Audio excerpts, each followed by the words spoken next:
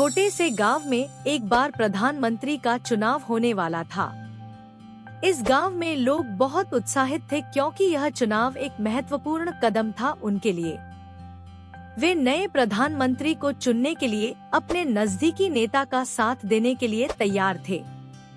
गांव में एक आदमी राम रहता था, जो कि बहुत ही समझदार और नेतृत्व क्षमताओं के साथ नगर के सभी लोगों की सम्मानित शख्स था।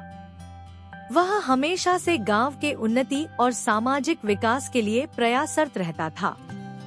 राम के साथ उसके दोस्त भी थे, जैसे कि श्याम। श्याम भी गांव के विकास में सक्रिय था और राम का साथ देता था। चुनाव के दिन गांव के मुख्य सभा भवन में लोगों ने अपने मतदान किया।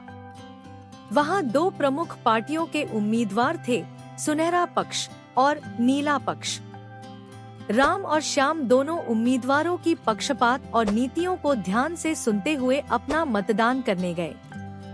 मतदान के बाद गांव के लोग उत्सुकता से चुनाव के परिणाम का इंतजार करने लगे। उनका ध्यान भवन की ओर तेजी से बढ़ता चला गया जब उन्होंने देखा कि राम और श्याम वहां बैठे हैं और धीरे धीरे बातचीत कर रहे हैं। राम ने श्याम से कहा, इस चुनाव में वो पार्टी जीतेगी जो सबसे अधिक विकास और समृद्धि के लिए प्रयास करेगी। हमें उस उम्मीदवार का समर्थन करना चाहिए जो वास्तविक दिल से गांव की तरक्की के लिए काम करेगा।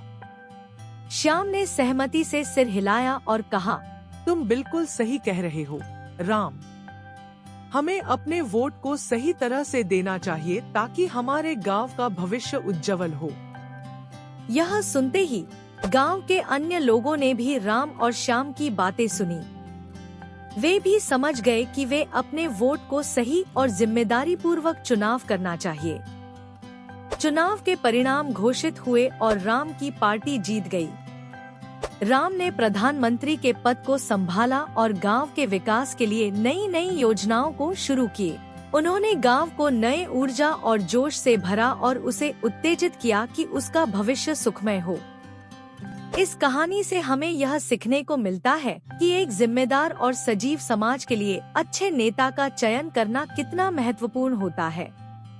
हमें अपने मतदान को ध्यान से सोच समझ कर देना चाहिए ताकि हमारे समाज में सच्चे और समर्पित नेतृत्व का विकास हो सके।